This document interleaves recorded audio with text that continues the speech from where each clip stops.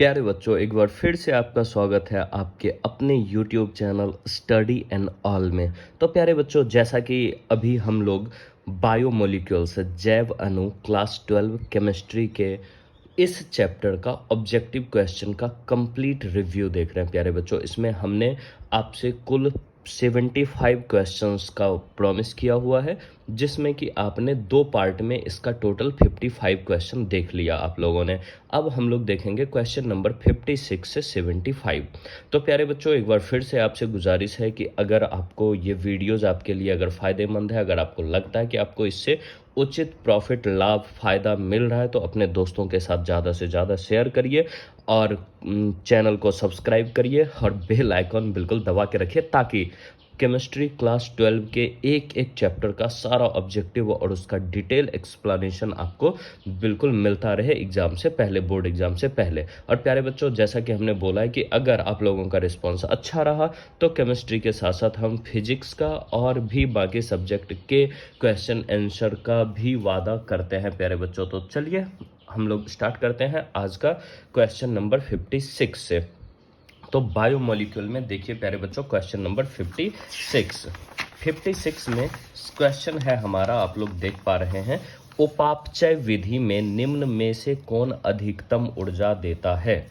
प्यारे बच्चों, हमारा क्वेश्चन है उपापचय विधि में निम्न में से कौन अधिकतम ऊर्जा देता है। तो देखिए हमारा ऑप्शन है यहाँ प्रोटीन, विटामिन, लिपिड और कार्बोहाइड्रेट। तो प्यारे बच्चों समझिए कि ऊर्जा ये जो है ना, ये आपका ऊर्जा देने का काम या तो कार्बोहाइड्रेट करता है या लिपिड करता है। ठीक है, तो इसमें जो है ना, इसका करेक्ट ऑप्शन हो जाएगा 56 का सी, और वो हो जाएगा लिपिड। क्यों होगा लिपिड, आइए देखते हैं। ये जो लिपिड होता है ना प्यारे बच्चों, ये वसा युक्त यौगिक होता है। लिपिड एक वसा युक्त यौगिक होता है। मान लीजिए आपसे 2 मार्क्स के क्वेश्चन में लिपिड के बारे में पूछा जाता है, तो आप इस तरह से लिख सकते हैं कि लिपिड एक वसा युक्त यौगिक होता है जो ऊर्जा को स्थानांतरित करने, मतलब एक जगह से दूसरी जगह करने में, इसके अलावा संग्रहित करने, मतलब जमा करने में, संग्रहित करने, इसके अलावा विटामिन्स का अवशोषण, विटामिन्स का अवशोषण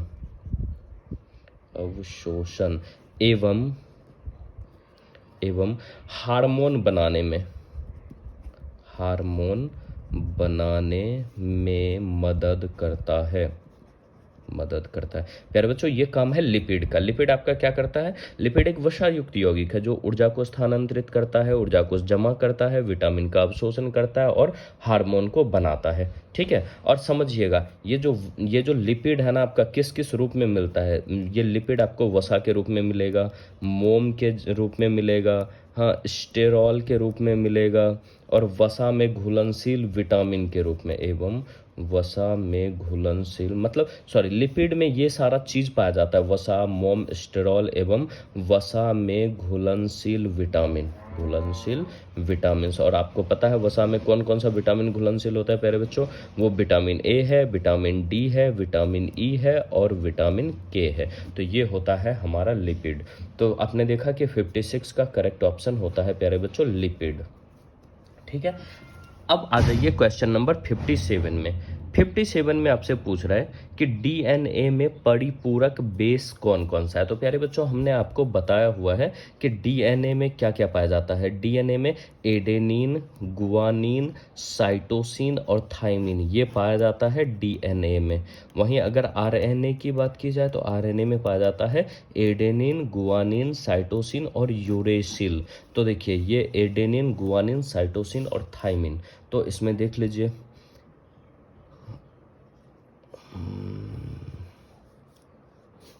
इसमें आप देख लीजिए यूरेसिल, एडेनिन, यूरेसिल आ गया तो ये तो डीएनए में हो ही नहीं सकता। एडेनिन, थाइमिन, गुआनिन और साइटोसिन, तो प्यारे बच्चों यही आपका करेक्ट ऑप्शन हो जाएगा। कौन सा, एडेनिन व थाइमिन, गुआनिन और साइटोसिन। ठीक है, अब आ जाइए क्वेश्चन नंबर 58, इसका करेक्ट ऑप्शन बी हो जाएगा। 58 क्या कह रहा है, न्यूक्लिक अम्ल में न्यूक्लियोटाइड एक दूसरे से जुड़े होते हैं। तो प्यारे बच्चों आप समझिएगा कि ये जो आपका न्यूक्लियोटाइड, न्यूक्लिक अम्ल में दो चीज़ पाया जाता है, एक होता है न्यूक्लियोसाइड, एक होता है न्यूक्लियोटाइड। इसमें ना कन्फ्यूजन आपको नहीं होना चाहिए। मान लीजिए 2 मार्क्स के क्वेश्चन में भी अगर पूछता है तो दो चीज़ होता है न्यूक्लिक अम्ल के अंदर, एक होता है न्यूक्लियोसाइड और दूसरा होता है आपका न्यूक्लियोटाइड। न्यूक्लियोटाइड। तो क्या अंतर है इस न्यूक्लियोसाइड और न्यूक्लियोटाइड में? तो प्यारे बच्चों समझिएगा, जिसमें न्यूक्लियोसाइड में दो ही चीज़ पाया जाता है, एक होता है आपका शर्करा, शर्करा और एक होता है क्षार, ये दोनों आपस में जुड़ा होता है न्यूक्लियोसाइड में। न्यूक्लियोटाइड में आपका ना इसमें होता है फॉस्फेट, सबसे इंपॉर्टेंट चीज फॉस्फेट प्लस क्षार प्लस आपका बेस, ये फॉस्फेट क्षार, बीच में क्षार मत लिखिए, इसको ऐसे लिखिए फॉस्फेट प्लस शर्करा प्लस क्षार। और क्षार भी कैसा, नाइट्रोजनी क्षार, नाइट्रोजनी क्षार। तो ये तीनों आपका फॉस्फेट आबंध से बंधा रहता है न्यूक्लियोटाइड में। तो देखिए आपसे पूछ रहा है कि न्यूक्लिक अम्ल में न्यूक्लियोटाइड एक दूसरे से जुड़ा होता है, किसके द्वारा, फॉस्फेट समूह द्वारा जुड़ा होता है प्यारे बच्चों। ठीक है, तो इसका करेक्ट ऑप्शन हो जाएगा ऑप्शन नंबर डी। अब आ जाइए न्यूक्लिक अम्ल में क्रम क्या क्या है। तो देखिए न्यूक्लिक अम्ल में क्रम, अभी हमने आपको बताया कि ये जो न्यूक्लिक अम्ल होता है जिसमें न्यूक्लियोटाइड, फॉस्फेट, शर्करा और क्षार पाया जाता है, किस तरह से पाया जाता है, अगर आपने क्लास में ध्यान से पढ़ा होगा तो आपने देखा कि बीच में एक पेंटोज शर्करा होता है प्यारे बच्चों, इस तरह का होता है पेंटोज शर्करा।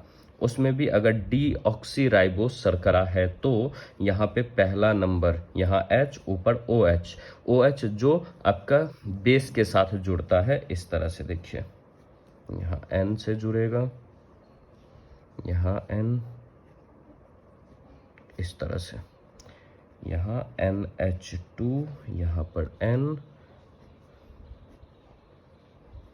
फिर यहाँ N, और देखिए यहाँ पर डबल बॉन्ड, यहाँ डबल बॉन्ड, यहाँ डबल बॉन्ड, और आपका यहाँ पर डबल बॉन्ड होगा और ये N के साथ यहाँ जुड़ा रहेगा। और आप यहाँ देखिए यहाँ H, यहाँ पे डीऑक्सीराइबोज है तो यहाँ ऊपर नीचे H होगा 2 नंबर के कार्बन पर, फिर H OH, फिर यहाँ H, यहाँ CH2, इसका OH अब यहाँ इसके साथ फॉस्फेट के साथ जुड़ता है, P के साथ यहाँ O बनाता है, फिर यहाँ ऊपर में डबल बॉन्ड O, इधर O माइनस के साथ और इधर भी O माइनस के साथ। तो देखिए ये आपका बीच में हुआ शर्करा, इस साइड हुआ फॉस्फेट, फॉस्फेट और इस साइड हुआ आपका क्षार, और कैसा क्षार, नाइट्रोजनी क्षार। तो इस तरह का नाइट्रोजनी क्षार, तो फॉस्फेट, शर्करा और क्षार ये आपका सही क्रम होता है।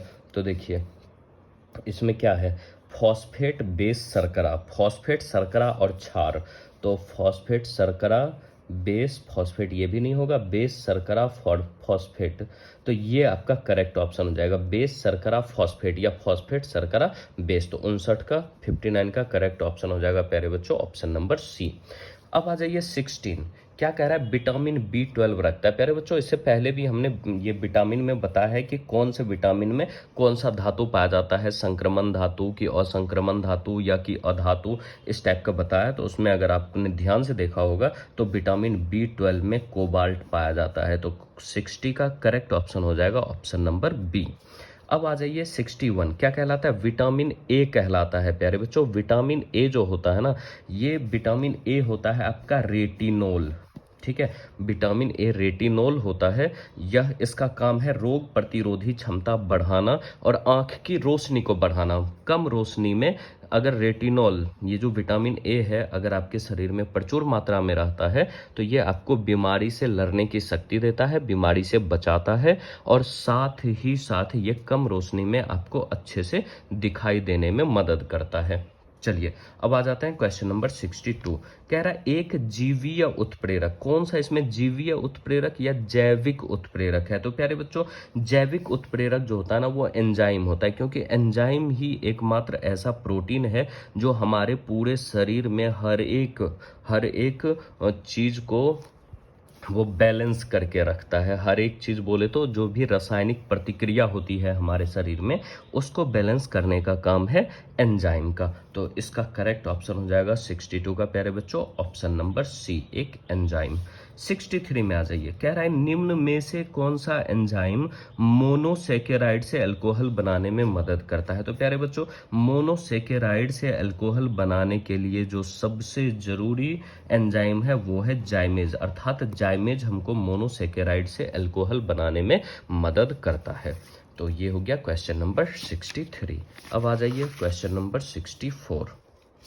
देखिए 64, तो प्यारे बच्चों इसमें पूछ रहा है आपसे कि एंजाइम क्या है। अभी हमने बोला था कि एंजाइम एक प्रोटीन होता है। प्यारे बच्चों समझिए कि एंजाइम क्या होता है। 64 में देखिए, तो एंजाइम एक प्रोटीन होता है। एंजाइम एक प्रोटीन होता है। एंजाइम एक प्रोटीन होता है जो शरीर के तापमान पर अनुकूलतम क्रियाशीलता रखता है। तो इस प्रकार से आप देखते हैं कि एंजाइम हमारा एक प्रोटीन होता है प्यारे बच्चों। अब आ जाइए क्वेश्चन नंबर 65। क्या कह रहा है, डीएनए में थाइमीन 2 हाइड्रोजन आबंध द्वारा किस भस्म से जुड़ा होता है। देखिए प्यारे बच्चों,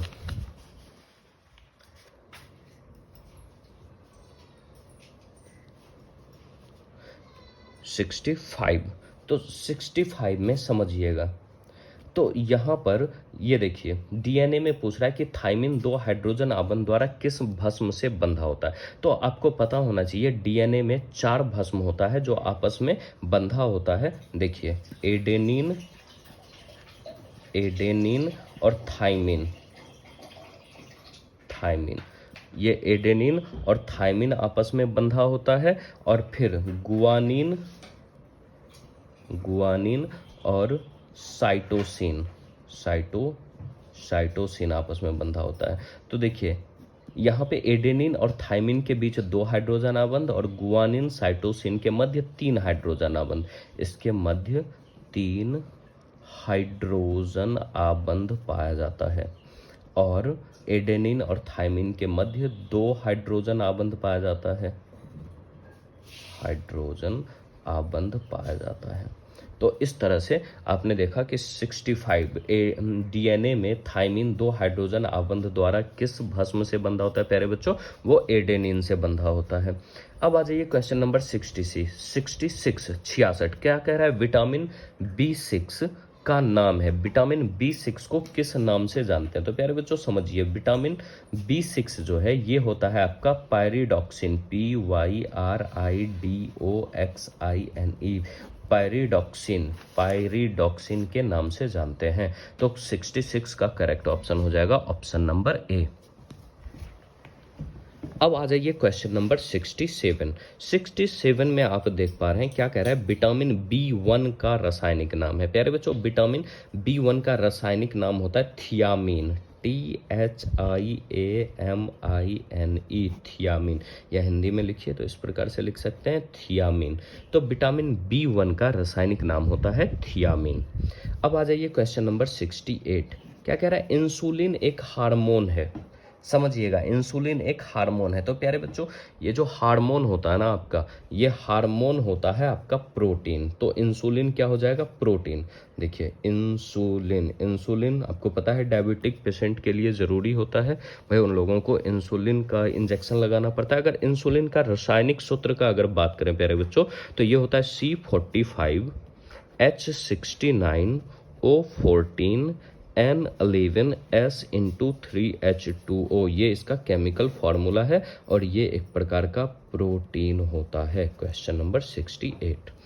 अब आ जाइए क्वेश्चन नंबर 69। क्या कह रहा है, विटामिन सी है। विटामिन सी इनमें से कौन सा अम्ल होता है। तो प्यारे बच्चों देखिए विटामिन सी, आपको पता है कि अम्ल का गुण होता है कि वो स्वाद में खट्टा होता है, और अम्ल का भी गुण है कि वह स्वाद में खट्टा होता है। तो देखिए विटामिन सी इनमें से कौन सा अम्ल होता है प्यारे बच्चों, ये होता है एस्कॉर्बिक अम्ल। तो करेक्ट ऑप्शन हो जाएगा सी, एस्कॉर्बिक एस्कॉर्बिक अम्ल। 69 का करेक्ट ऑप्शन हो जाएगा सी, एस्कॉर्बिक अम्ल।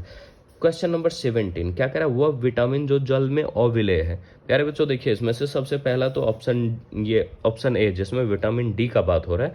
विटामिन डी आपको मिलता है सूर्य प्रकाश में जो जल में अघुलनशील होता है। तो 70 का करेक्ट ऑप्शन हो जाएगा ए। कौन सा विटामिन? Vitamin D. ये हो जाएगा प्यारे बच्चों विटामिन डी। अब आ जाइए क्वेश्चन नंबर 71। कह रहा है कि निम्न में से कंजुगेटेड प्रोटीन कौन सा है। समझिएगा ये कंजुगेटेड प्रोटीन होता क्या है, पहले इसको समझिए। कंजुगेटेड प्रोटीन,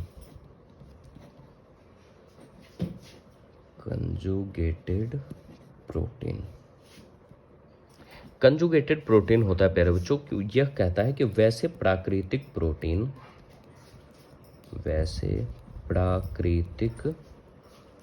प्रोटीन जो प्रोटीन अणु के साथ कोई अन्य समूह, देखिए मतलब ये प्रोटीन अणु के साथ साथ कोई अन्य समूह जो प्रोटीन नहीं हो, जैसे कोई अन्य समूह जैसे कार्बोहाइड्रेट,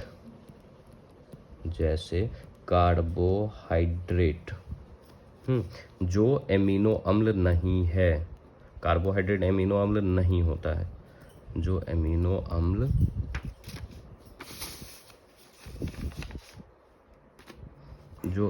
अम्ल नहीं है उसके संगम से बनता है, जिसको कंजुगेटेड प्रोटीन है, या हिंदी में कह लीजिए संयुग्मित प्रोटीन कहा जाता है। ठीक है प्यारे बच्चों, ये हो गया क्वेश्चन नंबर 71। अब आ जाइए 72। कह रहा है प्रोटीन निम्न में से किसका बहुलक है। तो प्यारे बच्चों आपको पता है बहुलक क्या होता है, जो बहुत सारे एकलक या मोनोमर से मिलकर के बना होता है, और प्रोटीन बहुत सारे एमिनो अम्ल से मिलकर के बना होता है। तो बताइए प्रोटीन निम्न में से किसका बहुलक हो जाएगा? एमिनो अम्ल का हो जाएगा ना। करेक्ट ऑप्शन हो जाएगा ऑप्शन नंबर सी। अब आ जाइए क्वेश्चन नंबर 73। डीएनए में भस्म युग्म आबंधित रहता है। देखिए अभी तुरंत हमने बोला है कि यहाँ पर एडेनिन थाइमिन 2 हाइड्रोजन आबंध से, गुआनिन साइटोसिन 3 हाइड्रोजन आबंध से। तो यहाँ पर बताइए भस्म युग किससे आबंधित रहेगा प्यारे बच्चों? हाइड्रोजन आबंध से। 73 का करेक्ट ऑप्शन हो जाएगा, 73 का करेक्ट ऑप्शन हो जाएगा ऑप्शन नंबर बी। चलिए अब आ जाते हैं क्वेश्चन नंबर 74। देखिए 74 कह रहा है कि स्टार्च का कौन सा भाग जल में अविलेय है। स्टार्च का कौन सा भाग जल में अविलेय कहने का मतलब जो जल में घुलनशील नहीं है। तो प्यारे बच्चों एमिलो, पेक्टिन, एमिलोज, सेलुलोज और इनमें से कोई नहीं। तो इसमें से ये पार्ट जो है आपका सेलुलोज, वो जल में अविलेय होता है। क्वेश्चन नंबर आ जाइए 75। कह रहा है निम्न में से कौन सा विटामिन वसा में विलेय है। अरे बच्चों कौन सा विटामिन किस में विलय है? वसा में। तो देखिए विटामिन बी और सी आपका जल में घुलनशील होता है, तो B12, B6 और सी को छोड़ दीजिए, कौन सा बच जाता है? विटामिन के। तो 75 का करेक्ट ऑप्शन हो जाएगा ऑप्शन नंबर डी, विटामिन के। तो विटामिन के होता है जो वसा में घुलनशील होता है। तो प्यारे बच्चों ये था हमारा टोटल 75 क्वेश्चंस का सीरीज, जो कि चैप्टर है बायोमोलिक्यूल से। तो एक बार फिर से आपसे ये गुजारिश रहेगी हमारी कि वीडियोस को ज़्यादा से ज़्यादा लाइक करिए अगर पसंद आता है तो, और अगर लगता है ये आपके काम का वीडियोस है तो दोस्तों के साथ शेयर करिए। जितने भी ग्रुप्स हैं आपके फ़ोन में, जो भी सोशल मीडियाज़ आप यूज़ करते हैं, वहाँ पे आप दोस्तों के साथ शेयर करिए, चैनल को सब्सक्राइब करिए। और फिर अगर आपका रिस्पांस बहुत अच्छा रहता है तो यकीन मानिए इसके साथ साथ फिजिक्स की और अन्य भी सब्जेक्ट की वीडियोज़ लाने की हम पूरी कोशिश करेंगे। चलिए ठीक है, बस इसी बात के साथ अब हम लेंगे आपसे विदा, ताकि फिर से अगले वीडियोज़ में आपसे मिलें। तब तक अपना ख्याल रखिए, मस्त रहिए और मन लगा के पढ़ाई करिए। धन्यवाद।